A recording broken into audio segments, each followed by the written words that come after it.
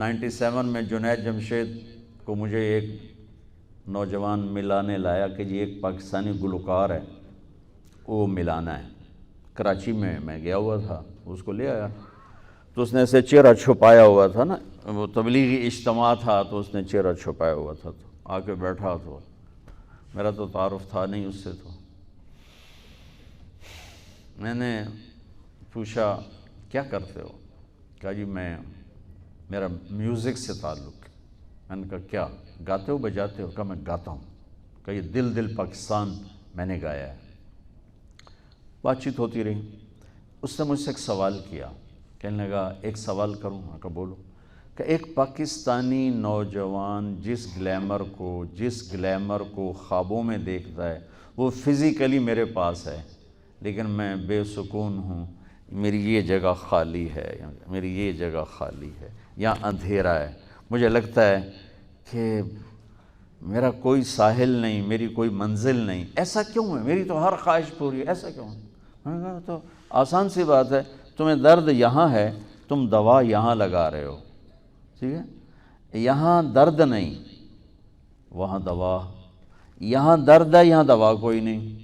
یہ اندھیرا تمہاری روح میں ہے، جسم میں نہیں ہے۔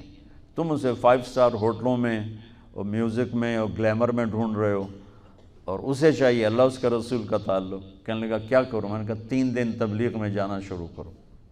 اللہ نے اس کے دل میں بات ڈال دی، انہیں جانا شروع کر دیا۔ یہ 97 کی بات، اور 2001 میں وہ 4 مہینے کے لیے نکل گیا۔ اور مجھے اس نے فون کیا، مولانا صاحب میں بالا کوٹ میں ہوں اور ایک پرانی مسجد ہے اور اس کا اکھڑا ہوا فرش ہے اور ایک پھٹی ہوئی چٹائی ہے، میں اس پر لیٹا ہوا ہوں، اور جس سکون کو میں 5 سٹار ہوٹلوں میں میوزک میں ڈھونڈتا تھا وہ مجھے یہاں مل چکا ہے۔ مجھے لگتا ہے میں ہوا میں اڑ جاؤں، ہوا میں اڑ جاؤں۔ تو بچو اللہ آپ کو موقع دے، تبلیغ میں وقت لگاؤ۔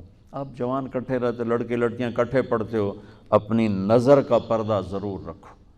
نظر کی بے حیائی معاشرے کو گندہ کر دیتی اور معاشرے میں بدکاری کو پھیلا دیتی، اور جب معاشرے میں بدکاری پھیلتی ہے تو پھر اتنی تیزی سے زوال آتا ہے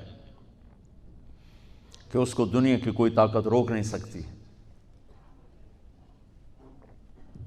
اپنے درمیان ایک حد فاصل رکھو، اتنا ہی کہہ سکتا ہوں۔ اور آپس میں کوئی کسی سے لڑائی جھگڑا ہے، صلح کرو، لڑکے نہ رہو، صلح سے رہو، محبت سے رہو، صفائی سے رہو۔